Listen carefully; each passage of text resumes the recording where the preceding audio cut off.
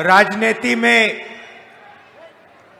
अलग अलग तरीके के रिश्ते होते हैं, राजनीतिक रिश्ते होते हैं, मगर पारिवारिक रिश्ते भी होते हैं। రాజకీయాలలో అనేక రకమైన సంబంధాలు ఉంటాయి, కానీ రాజకీయాలలో కుటుంబ సంబంధమైన రక్త సంబంధాలు కూడా ఉంటాయి। और राजशेखर रेड्डी जी मेरे पिता के भाई थे। రాజశేఖర్ రెడ్డి గారు నా తండ్రి యొక్క సోదరుడు। उनका सिर्फ राजनीतिक रिश्ता नहीं था,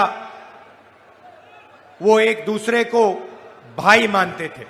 వాళ్ళిద్దరిది కేవలం రాజకీయ సంబంధం మాత్రమే కాదు, వాళ్ళిద్దరూ ఒక అన్నా తమ్ముల్లాగా కలిసిమెలిసి ఉండేవాళ్ళు। और ये रिश्ता सालों पुराना रिश्ता है। ఈ సంబంధం చాలా సంవత్సరాల పురాతనమైన స్నేహం। राजशेखर रेड्डी जी ने आंध्र प्रदेश को रास्ता दिखाया, मगर पूरे देश को रास्ता दिखाया था। రాజశేఖర్ రెడ్డి గారు కేవలం ఈ రాష్ట్రానికి మాత్రమే దారి చూపించలేదు, మొత్తం భారతదేశానికి కూడా వారు మార్గదర్శకులయ్యారు। जो राजशेखर रेड्डी जी ने आंध्रा में पदयात्रा की थी, वही मेरे लिए भारत जोड़ो यात्रा का इंस्पिरेशन था। ఏదైతే రాజశేఖర్ రెడ్డి గారు పాదయాత్ర చేశారో ఆ పాదయాత్రనే నా యొక్క భారత్ జోడో యాత్రకు కూడా స్ఫూర్తిదాయకమైనది। और राजशेखर रेड्डी ने स्वयं मुझे कहा था कि मुझे हिंदुस्तान की पदयात्रा करनी चाहिए। రాజశేఖర్ రెడ్డి గారే స్వయంగా నాతోని అన్నారు, నేను భారతదేశం మొత్తం కూడా పాదయాత్ర చేయాలని। तो जब मेरे पिता नहीं रहे, तब राजशेखर रेड्डी जी ने मेरी भी मेंटरिंग की थी। ఎప్పుడైతే నా తండ్రి గారు లేరో అప్పుడు రాజశేఖర్ రెడ్డి గారే నా యొక్క మెంటర్ గా నా యొక్క ఆలోచనలన్నీ పరిగణిస్తూ నన్ను చూసుకునేవారు। उन्होंने मुझे बताया था कि जब हम पदयात्रा में जाते हैं, जनता के बीच में जाते हैं, तो जनता की समस्याएं, जनता का दर्द, जनता के सपने समझे जा सकते हैं।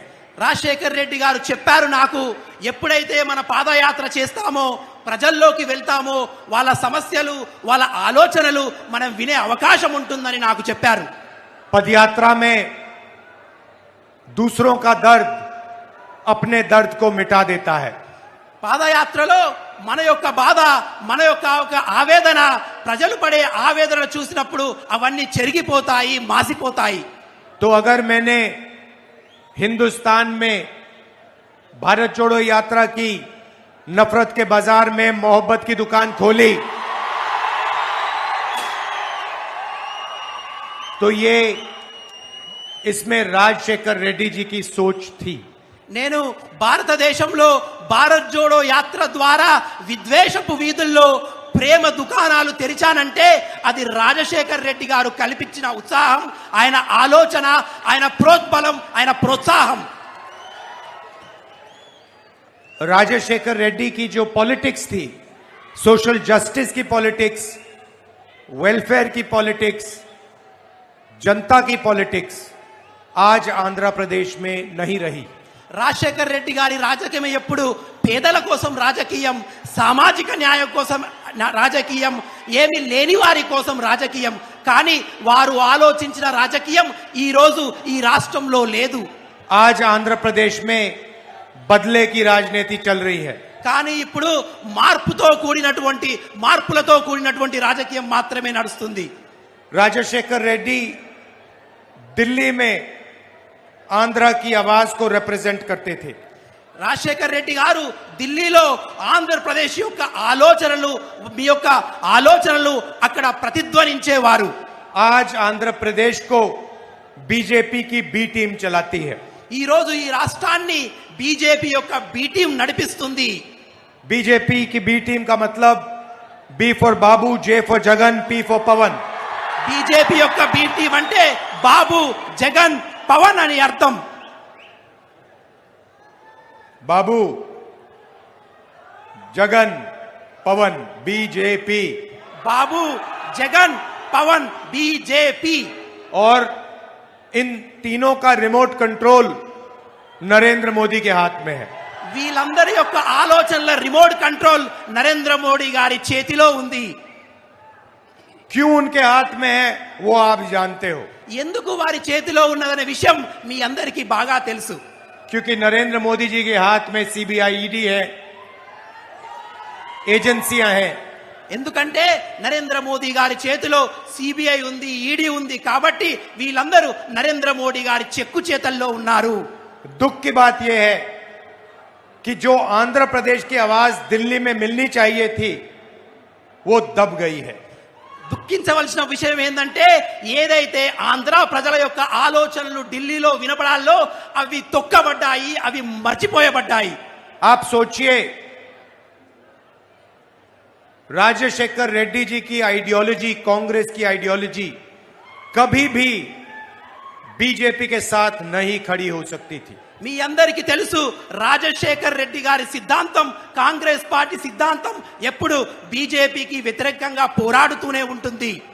मगर जगन रेड्डी जी बीजेपी के खिलाफ कुछ नहीं कह पा रहे हैं। కానీ జగన్మోహన్ రెడ్డి గారు బీజేపీకి వ్యతిరేకంగా ఒక్క మాట కూడా అనడం లేదు. और सच्चाई है कि अगर जगन रेड्डी जी कहना भी चाहें वो नहीं कह सकते हैं। కానీ సత్యం ఏమిటంటే ఒకవేళ జగన్మోహన్ రెడ్డి గారు ఏమైనా అనాలనుకున్నా కూడా బీజేపీని ఒక్క మాట కూడా అనరు. क्योंकि भ्रष्टाचार के केस उन पर हैं। ఎందుకంటే చాలా అవినీతి ఆరోపణలు వారి మీద ఉన్నాయి. यही हालत चंद्रबाबू नायडू जी की है। ఇదే అలవాటు చంద్రబాబు నాయుడు గారికి కూడా ఉంది. आपकी आवाज दिल्ली में क्यों रिप्रेजेंट होनी चाहिए? మీ యొక్క ఆలోచనలు, మీ యొక్క విషయాలు ఢిల్లీలో ఎందుకు వినబడాలంటే क्योंकि हिंदुस्तान की सरकार ने आंध्र प्रदेश के हर बच्चे को, हर बुजुर्ग को वायदा किया था। ఎందుకంటే ఢిల్లీ ప్రభుత్వం ఆంధ్రప్రదేశ్ లో ఉన్నటువంటి ప్రతి పౌరులకు, ప్రతి పిల్లలకు, ప్రతి వారికి ఒక వాగ్దానము చేసింది. जब आंध्र प्रदेश का बाइफर्केशन हुआ तो आंध्र प्रदेश की जनता को हिंदुस्तान की सरकार ने वायदे किए। ఎప్పుడైతే ఆంధ్రప్రదేశ్ విభజించబడిందో ఢిల్లీ యొక్క ప్రభుత్వం ఆంధ్రప్రదేశ్ ప్రభుత్వానికి, ప్రజలకు వాగ్దానాలు చేసింది. और वो वायदे आज तक नहीं पूरे हुए हैं। ఆ వాగ్దానాలు ఈ రోజు వరకు నెరవేరలేదు. क्या आपको स्पेशल स्टेटस मिला? మీకు ప్రత్యేక హోదా లభించిందా? क्या आपको पोलावरम प्रोजेक्ट मिला? మీకు పోలవరం ప్రాజెక్టు లభించిందా? कडप्पा स्टील प्लांट मिला? Kadapa steel plant లభించిందా?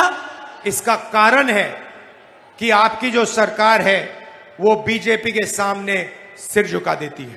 ఎందుకు దక్కలేదంటే ఏదైతే ఈ రాష్ట్రంలో ప్రభుత్వం ఉందో అది బీజేపీ ముందు తల వంచుకొని నిలబడింది. वो बोल ही नहीं सकते हैं వాళ్ళు చెప్పలేకపోతారు. क्योंकि भ्रष्टाचार के जाल में वो फंसे हुए हैं। ఎందుకంటే అవినీతి కుంపంలో వాళ్ళు మునిగిపోయి ఉన్నారు. अगर हमारी सरकार 2014 में आती, हम ये वायदे 2 दिन के अंदर पूरे करके दिखा देते। గడిచిన ప్రభుత్వంలో ఒకవేళ కాంగ్రెస్ ప్రభుత్వం ఏర్పడి ఉంటే ఇటున్నటువంటి అన్ని యొక్క ఆలోచనలు, మీకు ఇచ్చిన వాగ్దానాలు కాంగ్రెస్ ప్రభుత్వం పూర్తి చేస్తుంది. और मैं आपको कहना चाहता हूं 2024 में हमारी सरकार आ रही है और जैसे ही आएगी हमारा काम जो आंध्र प्रदेश को वायदा किया गया था उसको पूरा करना का होगा। 2024లో కాంగ్రెస్ ప్రభుత్వం ఏర్పడగానే ఏదైతే కేంద్ర ప్రభుత్వం ఆంధ్ర ప్రజలకు వాగ్దానం చేసిందో ఆ వాగ్దానాలన్నీ మేము నెరవేర్చి తీరుతాము. आपको 10 साल का स्पेशल स्टेटस मिलेगा। 10 సంవత్సరాల మీకు ప్రత్యేక హోదా లభిస్తుంది. पोलावरम प्रोजेक्ट मिलेगा। పోలవరం ప్రాజెక్టును కూడా మేము చేసి తీరుతాము. कडप्पा स्टील प्लांट मिलेगा। కడప స్టీల్ ప్లాంట్ ను కూడా మీకోసం చేయిస్తాము. 100% गारंटी हम आपको दे रहे हैं। ప్రతి ఒక్క వాగ్దానాన్ని మీకు నెరవేర్చి తీరుతాము. यहां असेंबली का चुनाव भी है ఇక్కడ అసెంబ్లీ యొక్క ఎన్నికలు కూడా జరుగుతున్నాయి. और हमने असेंबली के चुनाव में वायदे किए हैं। అసెంబ్లీ ఎన్నికల్లో కూడా మేము కొన్ని వాగ్దానాలు చేశాము. 2 लाख रुपए का फार्म लोन वेवर, 2 లక్షల రూపాయల రుణమాఫీ మేము చేస్తున్నాము రైతులకు. KG to PG free education, KG నుండి పీజీ వరకు ఉచిత నిర్బంధ విద్యను అందిస్తాము. 2.25 लाख जो खाली पोस्ट पड़े हैं उनको हम भर देंगे। 2.25 లక్షల ఖాళీగా ఉన్నటువంటి ప్రభుత్వ ఉద్యోగాలను మేము వెంటనే చేయించి చూపుతాము। और गरीब लोगों को 5 लाख रुपए घर बनाने के लिए हम देंगे। నిరుపేదలకు 5 లక్షలతోని గృహాన్ని కట్టి ఇస్తాము। दिल्ली में सरकार आ रही है, हमारी 2-3 क्रांतिकारी गारंटियां हैं। ఢిల్లీలో ప్రభుత్వం ఏర్పడగానే 2-3 విప్లవాత్మకమైన నిర్ణయాలు మేము తీసుకోబోతున్నాము। हम वो काम करने जा रहे हैं जो आज तक दुनिया में किसी सरकार ने नहीं किया है। మేము ఎటువంటి నిర్ణయాలు తీసుకోవాలనుకుంటున్నామంటే ఇంతవరకు చరిత్రలోనే ఎటువంటి వారు అటువంటి ఆలోచన కూడా చేయలేదు। हिंदुस्तान के सब गरीब परिवारों की लिस्ट बनाई जाएगी। దేశంలో ఉన్నటువంటి ప్రతి బీదవారి యొక్క ఒక పట్టిక ఒక లిస్టు తయారు చేస్తాము। हर परिवार में से एक महिला का नाम चुना जाएगा ప్రతి కుటుంబం నుంచి ఒక బీద మహిళను మేము ఎన్నుకోవడం జరుగుతుంది। और उस महिला के बैंक अकाउंट में साल के 10,000 रुपए नहीं, 20 नहीं, 50 नहीं, 90 नहीं, 1 लाख रुपए बैंक अकाउंट में जाएंगे। ఎన్నుకున్నటువంటి అటు మహిళ యొక్క బ్యాంకు ఖాతాల్లో 20,000 కాదు, 30,000 కాదు, 50,000 కాదు, 1,00,000 రూపాయలు సంవత్సరానికి జమ చేయబోతున్నాము। हर महीने 8,500 रुपए खटाखट खटाखट खटाखट खटाखट बैंक अकाउंट में। ప్రతి నెల 8,500 రూపాయలు వాళ్ళ బ్యాంకు ఖాతాలో కటాకట్ మేము జమ చేయబోతున్నాము। करोड़ों लोगों की जिंदगी बदल जाएगी। కోట్లాది మంది యొక్క జీవిత శైలి మారబోతుంది దీని ద్వారా। नरेंद्र मोदी ने 22-25 अरबपति बनाए। నరేంద్ర మోడీ గారు 20-25 మంది యొక్క కొందరు ధనికులను మాత్రమే వారు తయారు చేశారు। हम करोड़ों लाखपति बनाने जा रहे మేము हैं। కోట్లాది మంది లక్షాధికారులను తయారు చేయాలనుకుంటున్నాము। मीडिया वाले कहेंगे कि देखो गरीबों की आदत बिगाड़ रहे हैं। నా మీడియా సోదరులు అంటారు పేదవారులను సోమరిపతులు చేస్తున్నారు మీడియా వారు అంటారు। हमने मनरेगा दिया, ये कहते हैं कि देखो गरीबों की आदत बिगड़ रही है। మేము ఉపాధి హామీ పథకం ఇస్తే కూడా మా మీడియా సోదరులు అంటారు పేదవారిని సోమరిపరులు చేస్తున్నారని అంటారు। भोजन का अधिकार दिया, कहते हैं देखो गरीबों की आदत बिगड़ रही है। ఉపాధి హామీ ఇచ్చినా కూడా ఉద్యోగాలు ఇచ్చినా కూడా వారిని సోమరిపరులు చేస్తున్నామని నా మీడియా मगर नरेंद्र मोदी अदानी को लाखों करोड़ रुपए देता है तो ये कहते हैं विकास हो रहा है। కానీ ఇదే నరేంద్ర మోడీ గారికి లక్షల కోట్లు అప్పనంగా అప్పజెప్పినా ఈ మీడియా సోదరులు అంటారు చూడండి విప్లవం జరుగుతుంది, అభివృద్ధి జరుగుతుంది అని అంటారు। आप अदानी के मीडिया हो, आप हिंदुस्तान के मीडिया हो ही नहीं। మీరందరూ అదాని యొక్క మీడియా, భారతదేశం మీడియా మీరు కానే కాదు। हमें जो करना है हम करने जा रहे हैं। మేము ఏది చేయాలనుకుంటున్నామో అది చేయబోతున్నాము। किसानों का कर्जा माफ होगा, రైతుల యొక్క రుణమాఫీ జరుగుతుంది, किसानों को कानूनी मिनिमम सपोर्ट प्राइस मिलेगी, రైతులకు కనీస మద్దతు ధర లభిస్తుంది। 30 लाख सरकारी नौकरियों को हम आपके हवाले कर देंगे। 30 లక్షల ప్రభుత్వ ఉద్యోగాలను మేము మీకు ఇవ్వబోతున్నాము। आंगनवाड़ी आशा में जो महिलाएं काम करती हैं उनकी आमदनी दुगनी हो जाएगी। అంగన్వాడీ ఆశా వర్కర్లైన నా అక్క చెల్లెల యొక్క ఆదాయాన్ని రెట్టింపు చేయబోతున్నాము। और आज मनरेगा में 250 रुपए मिलता है, सरकार बनने के एकदम बाद 400 रुपए मिलेगा। ఉపాధి హామీ పథకం ద్వారా ఈ రోజైతే ఏ 250 రూపాయలు లభిస్తుందో దాన్ని 400 రూపాయలు చేయబోతున్నాము। भाइयों और बहनों, कांग्रेस पार्टी,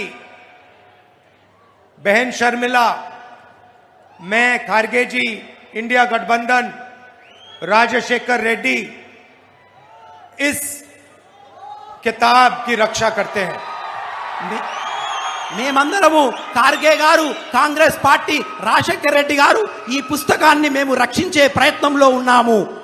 इस संविधान के लिए लाखों कांग्रेस पार्टी के कार्यकर्ताओं ने अपनी जान, अपना खून, अपना पसीना दिया है। ఈ యొక్క రాజ్యాంగాన్ని రక్షించడానికి లక్షలాది కాంగ్రెస్ కార్యకర్తలు తమ రక్తాన్ని, తమ స్వేదాన్ని చిందించి 24 గంటలు పనిచేస్తారు। इससे आपको अधिकार मिलते हैं रिजर्वेशन मिलता है, जमीन मिलती है, जो भी आपको आज तक मिला है वो इस संविधान से मिला है। ఈ రాజ్యాంగం ద్వారానే మీకు హక్కులు లభిస్తాయి, మీ భూములు లభిస్తాయి, మీకు ఉద్యోగాలు లభిస్తాయి. ఈ రోజు వరకు కూడా భారతదేశంలో ఏదైనా లభిస్తుందంటే అది కేవలం ఈ రాజ్యాంగం ద్వారా మాత్రమే. आंध्रा को स्पेशल स्टेटस मिलेगा तो ये किताब आंध्रा को स्पेशल स्टेटस दिलवाएगी। ఆంధ్రప్రదేశ్ కి ప్రత్యేక హోదా కూడా ఈ రాజ్యాంగం ద్వారా మాత్రమే లభిస్తుంది. पोलावरम प्रोजेक्ट ये किताब दिलवाएगी। పోలవరం ప్రాజెక్ట్ కూడా ఈ రాజ్యాంగమే ఇస్తుంది. और नरेंद्र मोदी इस किताब को फाड़ कर फेंकना चाहते हैं। కానీ నరేంద్ర మోడీ గారు ఈ రాజ్యాంగాన్ని నాశనం చేయాలనుకుంటున్నారు. वो चाहते हैं कि ये किताब फेंक दी जाए और जो भी उनके मन में आए वो कर पाए। నరేంద్ర మోడీ గారు అనుకుంటారు ఈ రాజ్యాంగాన్ని తొలగించి వాళ్ళ మనసులో ఏమి వస్తే ఈ భారత ప్రజలతో అది చెయ్యాలని అనుకుంటున్నారు వారు. मगर ये हिंदुस्तान की आवाज है, हिंदुस्तान की भावना, आशाएं हैं, ये हिंदुस्तान का भविष्य है। కానీ భారత రాజ్యాంగం భారతీయుల యొక్క ఆలోచన, భారతీయుల యొక్క భవిష్యత్తు. अगर पिछड़े वर्ग को, दलितों को, आदिवासियों को, माइनॉरिटी को, गरीब जनरल कास्ट को कुछ मिला है तो इस किताब ने दिया है। పేదలకు, నిరుద్యోగులకు, వెనుకబడిన కులాలకు, దళితులకు, గిరిజనులకు ఇంతవరకు ఏమైనా హక్కులు లభించాయంటే ఈ భారత రాజ్యాంగం ద్వారా మాత్రమే. और मैं आज आपको यहां कहने आया हूं कि इस किताब को नरेंद्र मोदी छोड़ो, दुनिया की कोई शक्ति नहीं छू सकती है। నేను ఈ రోజు మీ అందరికీ చెప్తున్నాను, ఈ భారత రాజ్యాంగాన్ని నరేంద్ర మోదీ కాదు కదా ప్రపంచంలో ఎవరు కూడా మార్చలేరు. आप इस किताब को फाड़ कर फेंकने की कोशिश करो और फिर देखो हिंदुस्तान आपके साथ क्या करता है। మీరు ఈ భారత రాజ్యాంగాన్ని చించి పరేసే ప్రయత్నం చేయండి, చేసి చూపించండి. ఈ భారతీయ ప్రజలందరూ మీకు ఏ విధంగా బుద్ధి చెప్తారో చూస్తారు. हम वाईएसआर की जो राजनीति थी वो चाहते हैं आंध्र प्रदेश के लिए। మేము వైఎస్ఆర్ యొక్క సైద్ధాంతిక విలువలతో కూడిన రాజకీయాన్ని ఈ రాష్ట్రంలో నెలకొల్పాలని एक అనుకుంటున్నాము. सरकार जो गरीबों की बात सुने, మేము ఈ యొక్క రాష్ట్రంలో పేద ప్రజల యొక్క ఆవాజ్, వారి యొక్క వాయిస్ ను వినాలని అనుకుంటున్నాము. जो कमजोर लोगों के साथ खड़ी हो, బలహీనలతో నిలబడాలని అనుకుంటున్నాము. जो किसी से ना दबे, ఎవరితోని భయపడని వ్యక్తులుగా మేము किसी ఉండాలనుకుంటున్నాము. से ना डरे। ఎవరితోని భయపడకుండా ఉండాలనుకుంటున్నాము. ये आंध्र प्रदेश को शोभा नहीं देता कि आपकी सरकार हिंदुस्तान के प्रधानमंत्री से डरती है। ఈ రాష్ట్ర ప్రభుత్వం భారతదేశం యొక్క ప్రధానమంత్రితో భయపడుతుంది. అది ఈ రాష్ట్రానికి మంచిది కాదు. थोड़ा समय आपको वाईएसआर और कांग्रेस पार्टी के रिश्ते के बारे में बताना चाहता हूं। కొద్దిసేపు కాంగ్రెస్ పార్టీకి వైఎస్ఆర్ రాజశేఖర్ రెడ్డికి ఉన్న సంబంధం ఏందో మీకు చెప్పాలనుకుంటున్నాను. ये देखिए, ఇది చూడండి, ఇది చూడండి. ये राजशेखर जी और कांग्रेस पार्टी एक हैं। ఇది కాంగ్రెస్ పార్టీ, రాజశేఖర్ రెడ్డి గారు ఒక్కటే. कांग्रेस पार्टी राजशेखर रेड्डी में थी और राजशेखर रेड्डी कांग्रेस पार्टी में थे। రాజశేఖర్ రెడ్డి గారు కాంగ్రెస్ పార్టీలో ఉన్నారు, కాంగ్రెస్ పార్టీ రాజశేఖర్ రెడ్డి గారిలో ఉంది. और कांग्रेस पार्टी राजशेखर रेड्डी के खिलाफ कभी कुछ नहीं कर सकती है। కాంగ్రెస్ పార్టీ రాజశేఖర్ రెడ్డి గారి యొక్క ఆలోచనలకు వ్యతిరేకంగా ఎప్పుడూ ప్రవర్తించదు. ये जो सीबीआई का मामला था ये बिल्कुल गलत था ఏదైతే సిబిఐ యొక్క విషయం ఉందో అది పూర్తిగా అబద్ధము. और इसकी सच्चाई आज आपके सामने है। దాని యొక్క నిజం ఈ రోజు మీ ముందు ఉన్నది. कांग्रेस पार्टी ने राजशेखर रेड्डी का नाम चार्जशीट में कभी नहीं डाला। కాంగ్రెస్ పార్టీ రాజశేఖర్ రెడ్డి గారి పేరును ఛార్జ్ షీట్ లో ఎప్పుడూ చేర్చలేదు. ये नाम किसी और ने अपने फायदे के लिए डाला था। ఇది ఎవరో వారి యొక్క స్వలాభం కోసం చేసిన పని. राजशेखर रेड्डी हमारे थे, हम उनका कभी नुकसान नहीं कर सकते हैं। రాజశేఖర్ రెడ్డి గారు మావారు, వారికి ఎప్పుడు నష్టం రానివ్వము. और आज राजशेखर रेड्डी की बेटी, मेरी बहन यहां आपके सामने खड़ी ఈ है। రోజు రాజశేఖర్ రెడ్డి బిడ్డ, నా చెల్లెలు మీ ముందు నిలబడింది. गाड़ी में मैंने इनसे कहा कि आपको हिंदुस्तान की लोकसभा में आना पड़ेगा। నేను కారులో వస్తుంటే నా చెల్లెమ్మతో చెప్పాను, భారతదేశం పార్లమెంటులో మీరు తప్పకుండా ఉండాలని. शर्मिला के लिए नहीं, मगर राजशेखर रेड्डी की पॉलिटिक्स, राजशेखर रेड्डी की सोच, राजशेखर रेड्डी की राजनीति के लिए. ఇది షర్మిల గారి గురించి కాదు, రాజశేఖర్ రెడ్డి గారి సైద్ధాంతిక విలువలు వాళ్ళ ఆలోచనలో పార్లమెంటులో వినబడాలి అంటే షర్మిల గారు పార్లమెంటులో ఉండాలి. मैंने हिंदुस्तान की किसी कॉन्स्टिट्यूएंसी में वायदा नहीं मांगा है. నేను I have not asked for a promise in any of India's constituencies. నేను ఇంతవరకు భారతదేశంలో ఉన్నటువంటి ఏ ఒక్క పార్లమెంట్ లో కూడా వాగ్దానం అడగలేదు.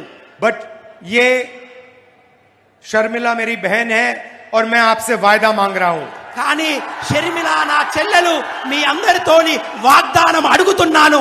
आंध्र प्रदेश की जनता से, कडापा की जनता से वायदा मांग रहा हूं. ఆంధ్రప్రదేశ్ ప్రజల నుండి నేను వాగ్దానాన్ని అడుగుతున్నాను. इनको आप लोकसभा में भेजिए. మీరందరూ షర్మిల చెల్లెమ్మను లోక్సభకు పంపించండి. ये वायदा आप मुझे करिए, మీరందరూ నాకు ఈ వాగ్దానం చేయాలి. क्योंकि मैं चाहता हूं कि एक बार फिर आंध्र प्रदेश की जनता की आवाज, दिल की आवाज लोकसभा में दिखे. ఎందుకంటే ఆంధ్ర ప్రజల యొక్క ఆలోచన, వాళ్ళ మనసులో ఉన్న ఆలోచన ఢిల్లీ పార్లమెంటులో వినబడాలి. और ये काम ना चंद्रबाबू नायडू ना जगन रेड्डी कर सकते हैं. ఈ పని చంద్రబాబు నాయుడు గారు గాని జగన్మోహన్ రెడ్డి గారు చేయలేరు. शर्मिला को मोदी नहीं दबा सकता. షర్మిల గారిని మోదీ గారు ఏమీ చేయలేరు. कोई सीबीआई, कोई ईडी नहीं चलेगी. ఆమె ముందు ఏ సిబిఐ, ఏ ఈడీ ఏది నడవదు. इसीलिए मैं चाहता हूं कि आप मुझे वायदा करें कि हम सब मिलकर शर्मिला को लोकसभा में डालेंगे. కాబట్టి మీరందరూ నాకు వాగ్దానం చేయండి, నా చెల్లెలైన షర్మిల గారిని లోక్సభకు పంపిస్తామని. बहुत बहुत धन्यवाद. नमस्कार. जय हिंद. చాలా ధన్యవాదాలు. నమస్కారము. జై హింద్.